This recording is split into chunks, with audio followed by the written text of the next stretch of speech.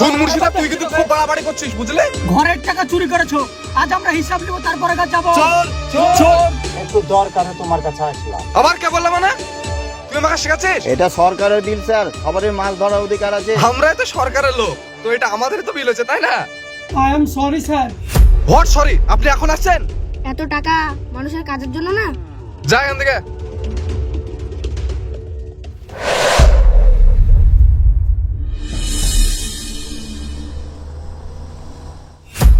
ওই দেখ শালা চোর নেতা আসছে।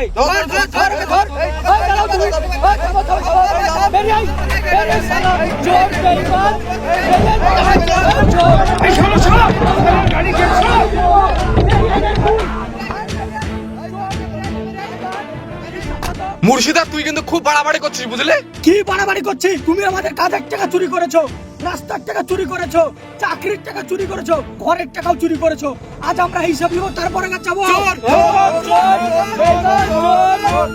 আরে তোদের জন্য আমি এত কিছু করলাম, আজ তোরা আমাকে চোর অপবাদ দিচ্ছিস? আমাদের জন্য কি করেছো?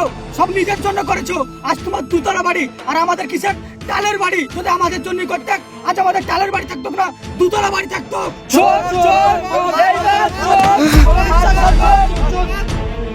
স্যার, এখানকার পরিস্থিতি খুব খারাপ স্যার।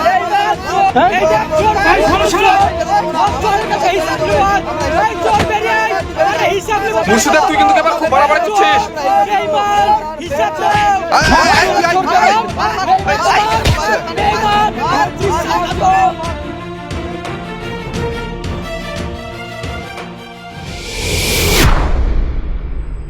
আজ দুটো মাছ পেলে ছেলে মেয়েকে ভালোভাবে খাওয়াতে পারতাম। দেখি কটা মাছ পাই আজ। এই বিলে কি করছেন? চলেন উঠান। এই বিলে এখন থেকে আপনাদের আর মাছ ধরা হবে না, বুঝতে পেরেছেন? এ কি বলছেন স্যার? এই বিলের মাছ ধরে আমাদের সংসার চলে স্যার। আরে আপনি মাছ খাবেন, টাকা দিবেন না, তা তো হয় না। মাছ ধরতে গেলে আপনাকে টাকা দিতে হবে, তারপরে আর মাছ ধরতে পাবেন। এটা সরকারের বিল স্যার, সবারই অধিকার আছে মাছ ধরার। এই মাছ ধরে আমরা সংসার চালাই। সরকার মানে? আমরাই তো সরকারের লোক, তো এটা আমাদের তো বিল হচ্ছে, তাই না? দেখছেন স্যার, দেখছেন আপনার সামনে এরকম করে বলছি, আপনি কিছু বলবেন না স্যার? আমরা সংসার চালাবো কি করে? সরকারি জায়গা, সরকারি এটা দেখভাল করবে। আজকের পর থেকে এই বিলে কেউ জাল ফেলবেন না। এই দেখুন, কোর্টের অর্ডার আমার কাছে চলে এসেছে। এরকম এরকম করবেন না স্যার, আমাদের ছেলেপেলে না খেয়ে মরে যাবে স্যার। এরকম করবেন না স্যার, এরকম করবেন শোনেন, না। আপনাদের এই কান্না না, আমাদের সামনে কান্দেন না, আমরা ইমোশনাল হব না। কি দাঁড়িয়ে দেখছিস? উল্টা প্লেট আমাদের না খেয়ে মরে যাবে স্যার, এরকম করেন না স্যার। যান যান, এখান থেকে হটেন, হটেন এখান থেকে। আপনার পায়ে ধরছি স্যার, স্যার এরকম করেন না স্যার, আপনার পায়ে আরে ধরছি তুই স্যার। সব কি করছিস রে? বিলে ফেলে দে। আসুন স্যার। আজকের পর থেকে জানে এই বিলে মাছ ধরতে দেখতে না পাই। আর এবার যদি দেখেছি না, বাড়ি থেকে মাছ কেড়ে নিয়ে আসবো, এই বলে দিলাম। ঠিক আছে স্যার, আজ এরকম করলেন, আর দুদিন পরে জনগণই এর বিচার করবে। তখন আপনি বুঝবেন জনগণ কি জিনিস, জনগণ কি জিনিস, জনগণ কি জিনিস।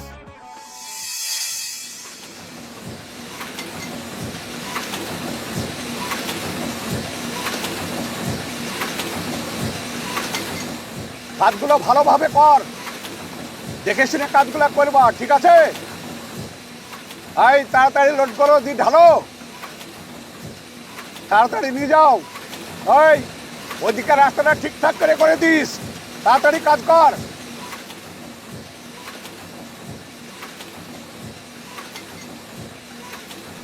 দাদা, একটা নতুন টেন্ডার বেরিয়েছে, আপনি কোনো খবর পেয়েছেন? ও জানি না রে, কি খবর বল। গোপন সূত্রে খবর পেয়েছি, এমএলএ কে ফোন করেন। তাই নাকি?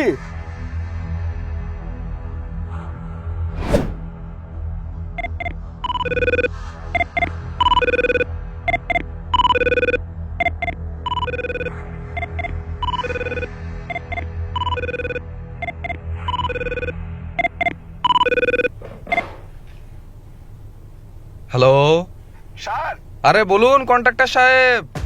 একটা কথা শুনলাম, নতুন টেন্ডার নাকি বেরিয়েছে স্যার। হ্যাঁ, কাজ এসেছে একটা। ওই কাজটা স্যার আমার লাগবে। কাজ তো পাবেন, কিন্তু নিয়ম কানুন গুলো জানেন তো নাকি? কি নিয়মটা বলুন, নতুন নিয়ম হয়েছে নাকি আবার? হ্যাঁ, ঠিক শুনেছেন, নতুন নিয়ম। 2 কোটির কাজ এসছে, 2 কোটির মধ্যে আমাকে 1 কোটি দিবেন, আরে 1 কোটির কাজ করবেন। আরে সর্বনাশ স্যার, একবারে 50-50 হয়ে গেল। 50-50 নিলে কাজ করবে কি করে স্যার, একটু কনসিডার করুন। আরে আপনি বালু দিবেন না পাথর দিবেন না মাটিতে ঢালাই করবেন সেটা আপনার ব্যক্তিগত ব্যাপার, যেগুলো আপনাকে বুঝে দিতে হবে নাকি? ও আচ্ছা ঠিক আছে স্যার, কাজটা আপনি আমাকে দেন, আমি সব দিক ঠিকঠাক করে দেবো। আচ্ছা আচ্ছা, অফিসে এসে সইটা করে নিয়ে যায়। Okay sir.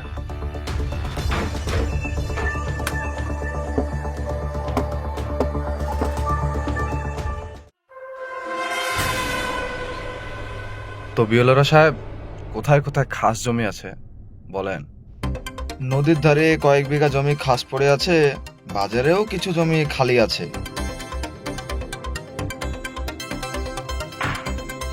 এই যে জায়গাটা দেখছেন,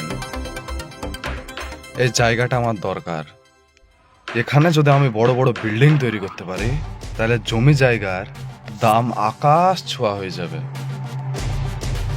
কিন্তু কাগজপত্রতে জমি সরকারের নামে আছে। সরকার মানে? সরকার কে? হ্যাঁ?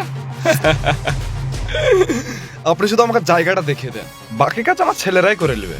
যদি লোকজন প্রতিবাদ করে এর জন্য দায়ী কি হবে আপনি জানেন? লোকজন আমার, পুলিশ প্রশাসন আমার, দুই দিকে একটু ঝামেলা হবে, তারপরে এমনি ঠিক হয়ে যাবে। আমার মানে? বিএলআর সাহেব, আপনি চিন্তা করেন না, আপনার পার্সেন্টেজ আমি আপনাকে ঠিক দিয়ে দেব। আর জায়গা জমি যদি বিক্রি হয় সেই ভাগ তো আলাদা। তাহলে আপনিও কোনো চিন্তা করেন না, আপনার কাজ হয়ে যাবে।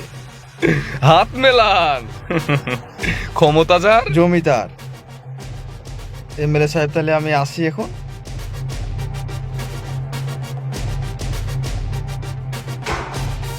আমার জমি।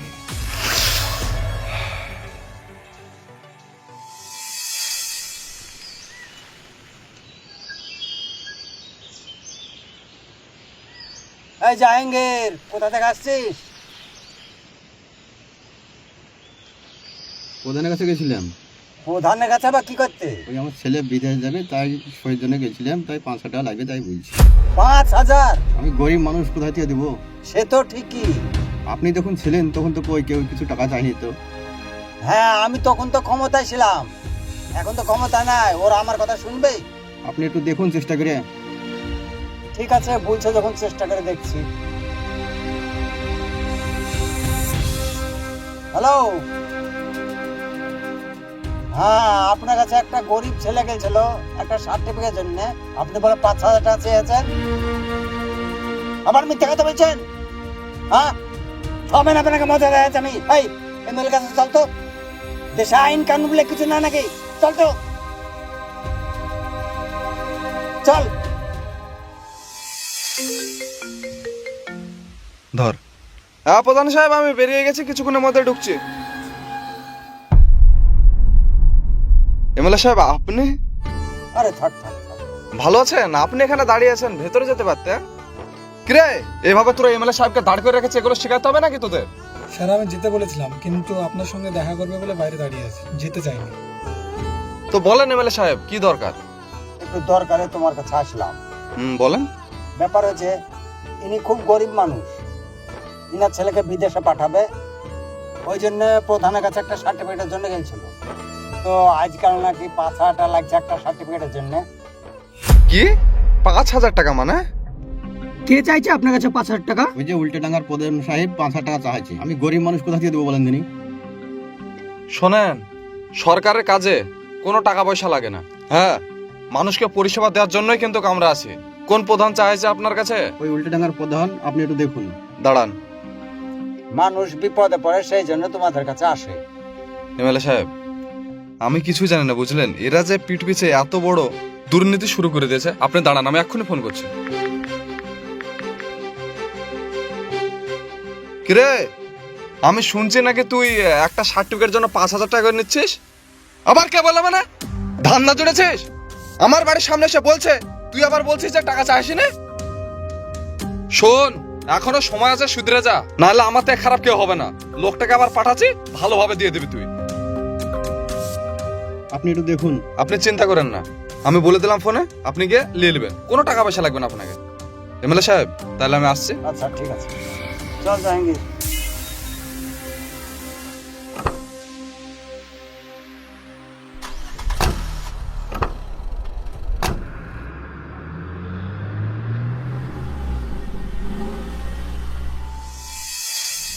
ওই ড্রাইভার থামো থামো থামো, ওই ড্রাইভার থামো থামো থামো, এই থামো।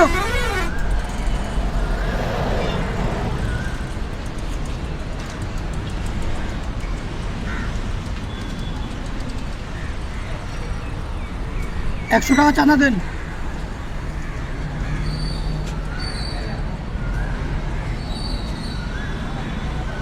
এই গাড়িটা দেখতে হবে এবার।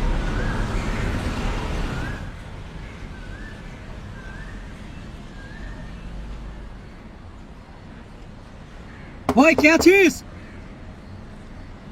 ওই রে, কি হয়েছে ভাই? নিচে আয়।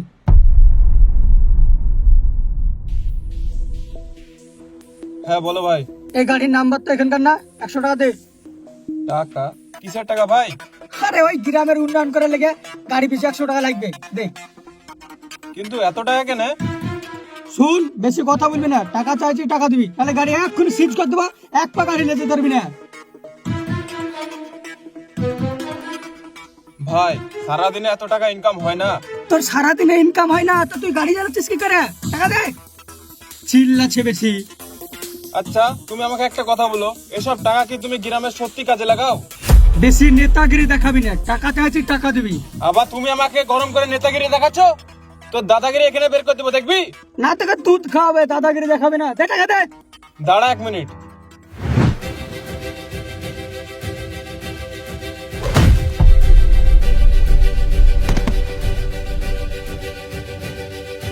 শোনেন, আমার ছেলের গায়ে হাত দেওয়া মানে আমার গায়ে হাত দেওয়া সমান। আপনি ভেবেন না যে মেরে ও ছাড় পেয়ে যাবে, এর বদলা তো আমি অবশ্যই নেব।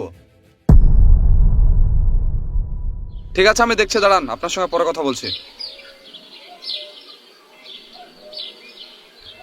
এখন কেমন আছিস রে? এখন ভালো আছি। ডাক্তারে কি বললো? ডাক্তারে বললো এখন ঠিক আছে, কিন্তু কিছু ওষুধ লিখে দিয়েছে। ওষুধগুলো কিনতে অনেক টাকা লাগবে, কিন্তু আমাদের কাছে তো টাকা নেই। আর আপনি এত চিন্তা করছেন কেন? এই লাইন টাকা ধরেন, এটা দিয়ে আপাতত ওষুধ কিনেন, যদি দরকার হয় আপনি আবার আমার কাছে আসবেন, আবার দেবো আপনাকে টাকা। দাদা, আমি ভাবতে পারিনি তুমি এই বিপদের সময় আসবা। আরে আমি যদি তোদের বিপদে না আসে তাহলে কে আসবে? আমি হচ্ছে সবার নেতা, জনগণের নেতা। I am sorry sir. What sorry? আপনি এখন আসছেন? হ্যাঁ, এই ছেলেটা যদি কিছু হয়ে যেত তাহলে আপনি কি করতেন বলেন? স্যার আপনি উত্তেজিত হবেন না। আবার উত্তেজিত হবে না? কিভাবে মেরেছে দেখেন, যদি মারা যেত এর দায়িত্ব আপনি নিতেন। স্যার আমি মুর্শিদের ব্যাপারটা আমি নিজে তদন্ত করে দেখছি স্যার। তদন্ত না, আজকের মতো ধরার ব্যবস্থা করেন। আর যদি আমি একবার ধরে ফেলি তাহলে তো আপনি জানেন। স্যার স্যার ঠিক আছে স্যার, আমি অবশ্যই ব্যাপারটা দেখছি। যান। এই এক কাজ কর, আমার গাড়িটা নিয়ে আয় তো, দিয়ে ছেড়ে দে বাড়ি পর্যন্ত। আমার গাড়িতে করে বাড়ি যা।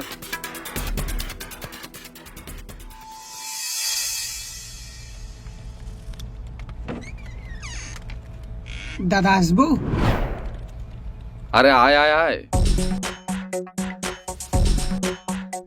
বিলের কাজগুলো দাদা সব হয়ে গেছে। কত আছে? ওই 5 লাখ মতো। তবে একটা সমস্যা হয়ে গেছে, ওই মাছগুলো ধরতে গিয়ে আর লোকজন হঠাৎ থেকে একটু ঝামেলা হয়ে গেছে। আরে গরিব মানুষ, দুদিন মনে থাকবে তারপরে এমনিই ভুলে যাবে। কই দেখি, নিচে রাখ নিচে রাখ। সরি দাদা। আসছি এমএলএ সাহেব। আরে আসুন আসুন, এই তুই যা তো। ঠিক আছে দাদা। এই দেখুন আপনার রাস্তার টেন্ডারের টাকার হিসাব।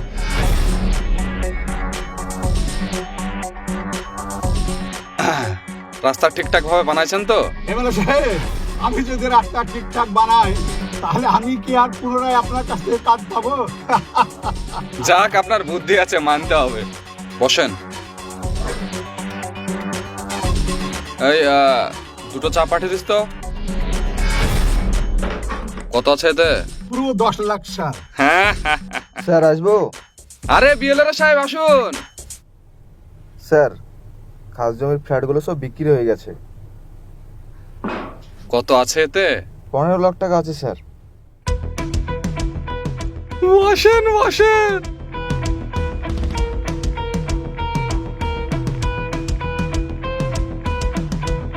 স্যার, এত টাকা মানুষের কাজের জন্য না? কে রে তুই? যা এখান থেকে।